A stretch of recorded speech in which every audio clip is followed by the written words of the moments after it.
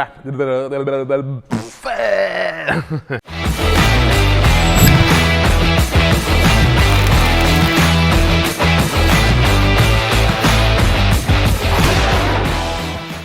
guys, my name's Darren Evans and this is 𝗏𝗏 Performance. We asked you in the last video or we ask you in nearly every video, to be quite honest with you, for comments about what you'd like to see in the next instalment from us. And there was a comment on one of the videos, I forget which one it was, asking for us to do a 10 things about the Mk3 Focus. So that's what we're going to bring to you today. 10 things that we may have experienced ourselves, or 10 things that we've had as common faults from customers over the last sort of 4 or 5 years that we've been dealing with the Mk3. So we're going to begin with a controversial one. Number 1, which is the head gasket issue on the Mk3 Focus RS. Now, although we haven't experienced this ourselves, we have had many customers that have experienced the issue. So definitely number 1 is the Mk3 Focus RS head gasket issue. Ford originally kind of discounted it and said that it wasn't an issue. From there on in, they actually raised a recall for a initial test, diagnostic, and then either replacement of the gasket or replacement of the cylinder head itself. So number 1 is definitely, most certainly, head gasket on the Mk3 Focus RS. Number 2 on the list. Now this doesn't really affect the Mk3 Focus RS, but it certainly affects the Mk3 Focus ST. And this is one of my biggest gripes for this car, which is the heater matrix. Now for those of you that have experienced this absolute pain, I can confirm that it is just a nightmare waiting to happen. It mainly happens on the Mk3 original pre-facelift or Mk3 rather than 3.5 edition, and it is the heater matrix, which is located at the back of the dashboard. You'll know if you've got this fault because you'll have a wet carpet in the driver's side, or the side of the gearbox tunnel will be wet. To actually effect a repair as such on that requires for you to take the dashboard out and replace the little matrix unit itself, all for the sake of an O-ring. How annoying is that? I'm going to cover this off as a oneer and it's going to be real quick. Lights, lenses, glasses. Now we actually had this issue on our own Mk3 RS. This indicator lens here filled up with water and it stopped working. It's not just on the RS, that does it on the Mk3 Focus ST as well. The other complaint that we've had, if Lee follows me round to the rear of the car, is with the rear clusters. These also mist up and cause issues as well. So that's number 3 on the list. And whilst we're here, Lee, let's do number 4, which is again water ingress. So this is bodywork water ingress. In the last video, 10 things I hate about the Focus ST Mark II. If you see above, Mark II, as in the Focus ST and RS actually, you'll see that I mentioned wasp. You'll see that I mentioned water ingress. Now, so far to date, the main ingress is in the vent behind the bumper. Now, we'll have to wait and see as things progress as to whether the rest of the boot leaks like it does on the Mark II. But that's number 4, water ingress through there, and the lights themselves. Well, there's 2 in 1 there. So come on then, guys and girls, let me put this bloody window up because it's going to create so much wind noise. There's enough rattles in here with the car seats in the back. Guys and girls, just let us know in the comments below as well what you'd like to see next, because it's not all about us. It's not all about what we want to do. We want to create content, so you give us the ideas and that will give us the content, won't it, Lee? Yeah, and it also makes my job easier. And if I've got some ideas that I can work with throughout the day, it makes my time and life so much easier. Lee, that's just tantamount to admitting you're lazy. Yeah. Anyway, we've got lots of ideas, but most of them involve things that we can't sort out immediately. So if you guys have got some ideas, then we're open to suggestions. Like this video was an idea by one of the subscribers. They mentioned it, so we thought we'd do it because it seemed like a reasonable idea, seemed like a good video that everyone would want to see, and we'd had success with the 10 things I hate video that I'd linked previously. So yeah, we're on back to the unit now. So hang on a minute, do you think Darren should put a 5-pot in this Mk3? Oh, you're just as unreasonable as Alan Young ST. Man, oh man. Yeah, Alan Young. What's his name? Alan Young ST225 on Instagram. Blow it up. Send pics. He'll love them. Moving swiftly on, engine bay.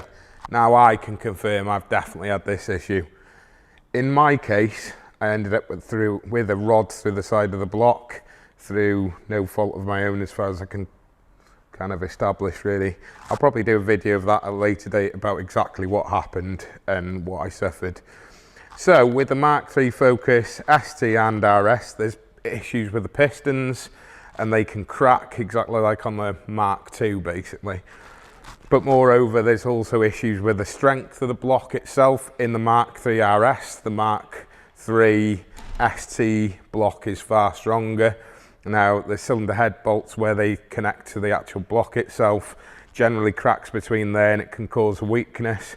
But overall, moreover, the biggest issue I've got and the biggest gripe I've got is the fact that the pistons actually crack. So that's number 7,432,000, whatever, things that are common faults with this. And we're going to call this video common faults rather than things I hate.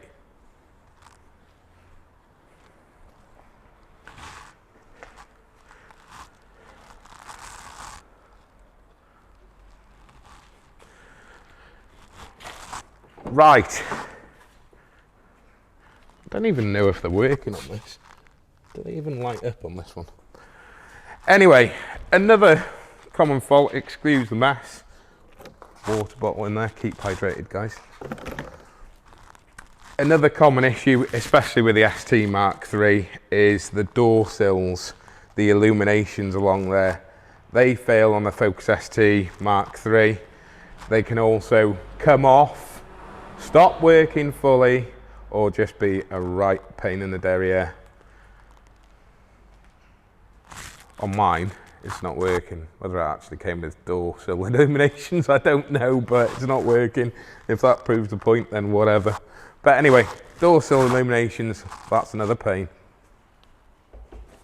Don't know whether this is another just gripe from me or another moan from me, but within like less than 10,000 miles, the outside of my tyre looked mint, but the inside was absolutely worn to bits. I don't know whether Ford just didn't bother doing proper wheel alignment. What they did, I have no idea. I can only assume that they did do proper wheel alignment and it's just a characteristic of this particular vehicle. But the inside of tyres wears out 10 times quicker than the outside.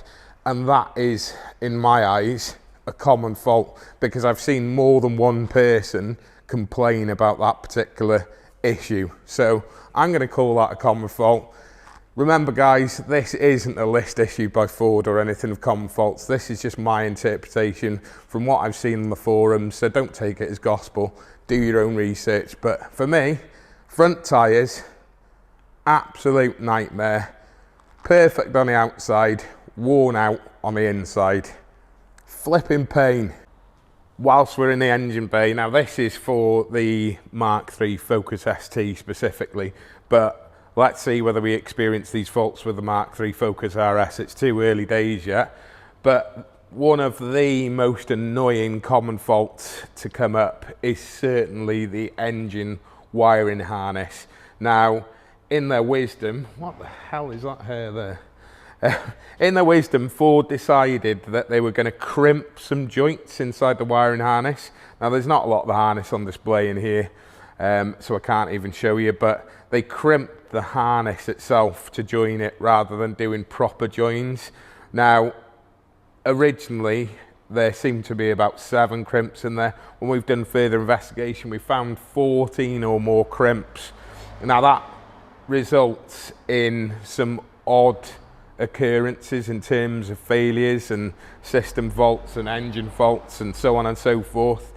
That most of the time requires either repair of the joints themselves or replacement of the harness. The harness isn't too bad. The PCM is disgustingly expensive, as they always are with these vehicles. So definitely, most certainly for the Focus ST Mark III, normally again the pre-facelift version of it, is the wiring harness. They just, yeah, that was a nightmare. So, wiring harness. You know what? The more I drive this thing, the more I fucking hate it. No, the more you drive this car, the more you kind of like get used to it and like it, and it's a bit more modern than a Mark II, but it's just dead weird. It takes like a few days to get back into it, to be honest with you. The thing I found of it the other day when I was driving it though, with it being such a modified car, it was still so easy to drive, which is quite shocking, because you get some cars that are a lot harder to drive when it wants to be modified to this sort of power. It's weird, isn't it? But yeah, we're just by the prison now, just for a bit of context. I'm just going to drop Lee off now. Not really, but yeah. I'm on day release, don't listen to it. That's not what it said in your CV, Lee. Okay, so we're going to move on to transmission. Now, we had a customer who had a couple of replacement engines, and the second time he replaced the engine through main dealer and through warranty, he actually had this issue that I'm going to discuss now, which is the rear diff. Now, the car wasn't tuned at all or anything like that. The diff just suddenly decided to lock up on the motorway and caused him all sorts of mayhem. You can imagine the pain that this was. He'd hardly had the vehicle in the time that he'd owned it. He'd had for 2 replacement engines, and suddenly his diff locks up. So we're going to cover that one as one of the points, and combined with that is the gearbox as well. If you don't upgrade that when you put plenty of power through it, you can also get issues with that. So I'm going to cover those two off as one and say transmission.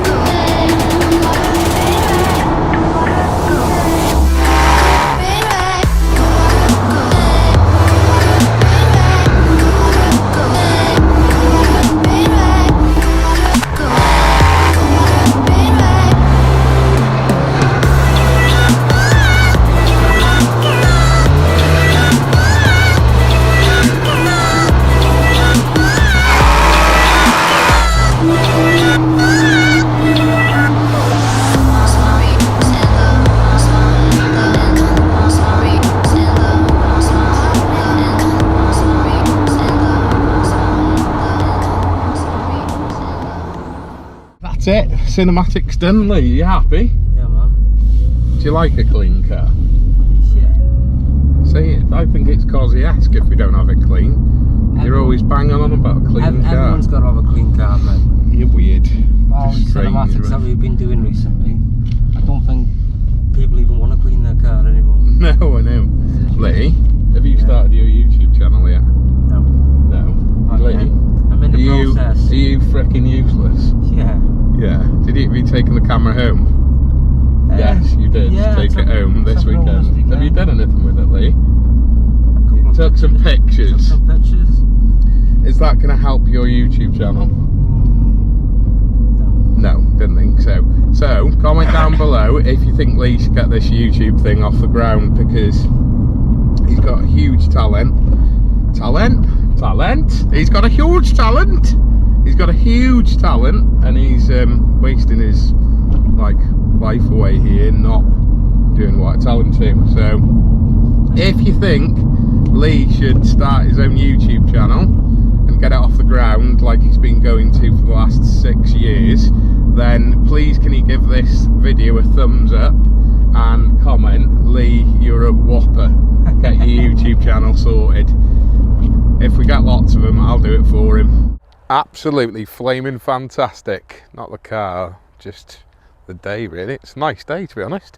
Nice to be outside. It's nice to be out of the office. So we're here just doing a little bit of cinematics on the Mk3. We were going to get it washed, but you know, it's an RS, it's 4-wheel drive. The whole theory was that with Cozzies you weren't meant to wash them, so well, we haven't washed the purple one. But for now, I'd just like to take this opportunity to thank everyone that's subscribed to the channel, shared the page, because we're now almost at 2,000 subscribers. Now that may not seem like a lot in the grand scheme of things in comparison to other massive YouTubers, but for us it's a big milestone that's coming up. So with that in mind, we've decided that if you like the page, or like the Facebook page, like our Instagram page, subscribe to the channel and comment down below in this video, then we're going to enter you guys into a prize draw.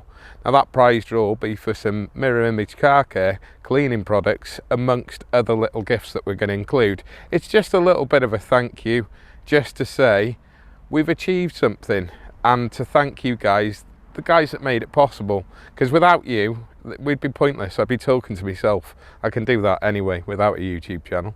Once you've done that, if you can comment down below, tag some friends, try and get us to 2,000 subscribers as quickly as we possibly can, and we're going to give back to you each and every milestone that we achieve. So the next milestone will probably be 5,000, then 10,000, and the prizes are only going to get bigger as we go along. But for now, I'm going to leave this video, and hopefully you'll join us for the next one.